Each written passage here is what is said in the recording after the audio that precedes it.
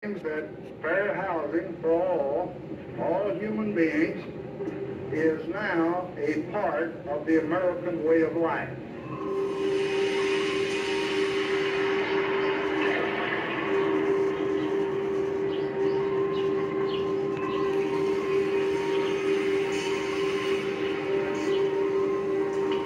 The mandate that the government is given to not just prevent discrimination, but to actually affirmatively go out and say, how do we desegregate America?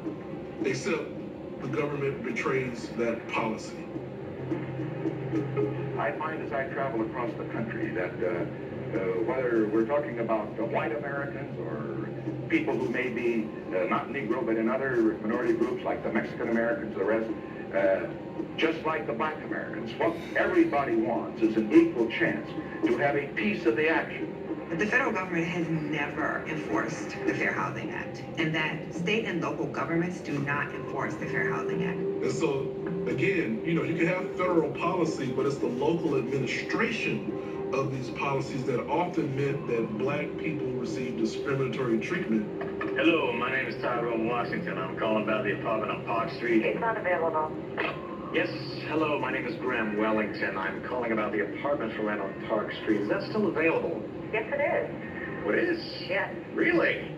And so what does this mean? It means that the places that were segregated in the 30s, 40s, and 50s, they're still racially segregated today because we haven't done anything to undo the racial segregation.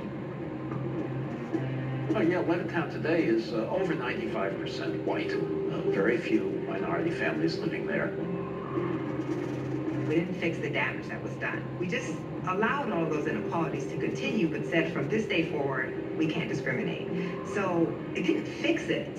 All these policies and practices, these systems that federal government, state government, and local government pass and enact, they converge to sort of create concentrated poverty by the time we reach the 50s and 60s.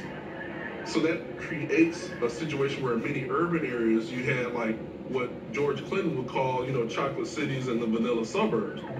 What's happening, CC? They still call it the White House, but that's a temporary condition. There's a lot of chocolate cities around. We've got Newark, we've got Gary. Somebody told me we got LA. And we're working on Atlanta. Hey, we didn't get our 40 acres and a mule, but we did get juicy.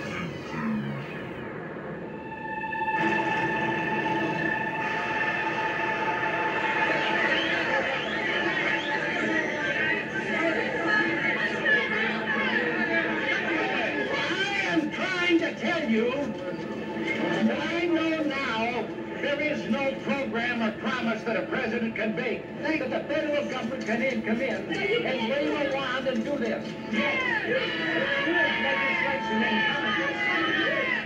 The condition of black veterans and white veterans diverged, even though when they returned from the war, they were economically similar families. Public housing then became a black phenomenon. The people who fall into this category, they have to live where society has pushed them to live.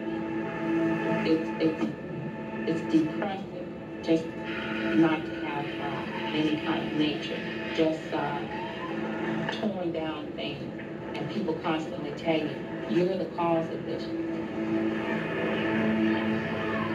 Cities didn't adequately service neighborhoods that were heavily concentrated with African Americans. Garbage collection wasn't picked up as frequently. Streets weren't repaired as well. Conditions deteriorated. The urban areas became slums. Yeah, I would like to rub America's nose in this and say, take a look at it. If they want to reject it, go ahead. But I certainly would hate to think that anybody thought I said they were giving up hope. What I'm really saying is that society has failed the hope of the people who live here and struggle here. That's what I'm really saying. They're going to go on struggling anyway, whether we fail or succeed. But at the same time, you have concentration, you also have clearance. You have highway construction, which is destroying black communities. Highways, oftentimes in urban areas, are built dead in the middle of black communities. So there's a sort of rising anger and frustration that takes place. once they became slums, authorities looked at them and said, well, we need to do some slum clearance.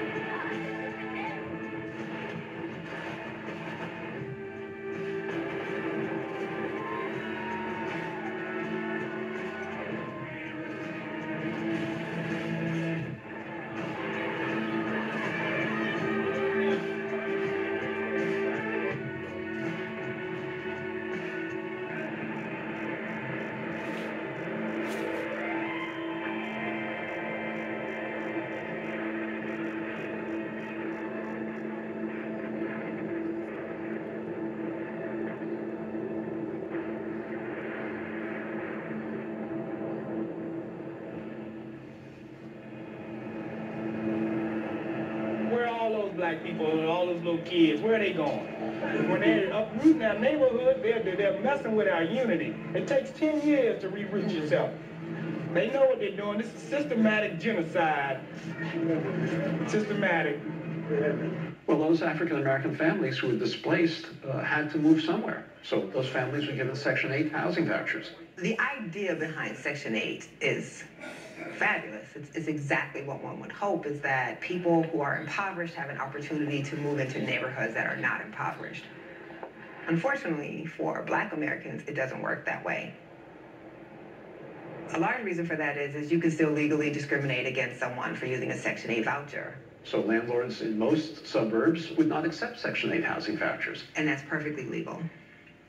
White homeowners deathly afraid of a black person moving next to them because blackness is associated with lower home values.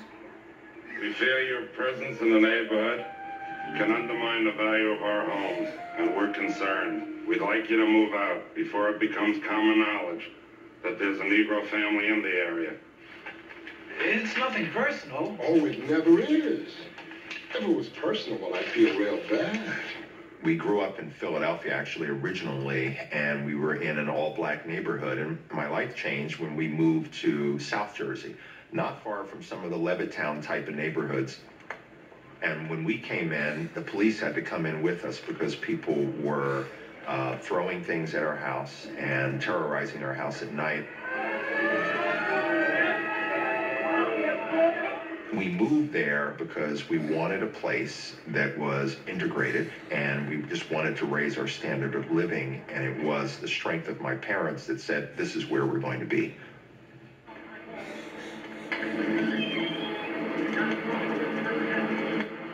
Do you think a Negro family moving here will affect the community as a whole? Definitely. In what way? I think that, well, the property values will immediately go down if they are allowed to move in here in any numbers. Do you think the Myers staying in Levittown will affect property values? I don't think that the Myers have anything to do with the property decreasing or increasing. I think it's purely a white problem, not a Negro problem. Well, as a result of all these policies, we created a segregated system. And because we've forgotten now this entire history of how it happened, white families believe that they got where they are simply by their own hard work and determination to succeed in a middle-class life. What they don't understand is that their parents could have came as an immigrant from a white country and immediately had access to loans and the ability to move into white neighborhoods that Black Americans whose families had been citizens for generations could not. And so it's not saying that their families didn't work hard, but it is saying that their families benefited from a great deal of affirmative action to get where they are.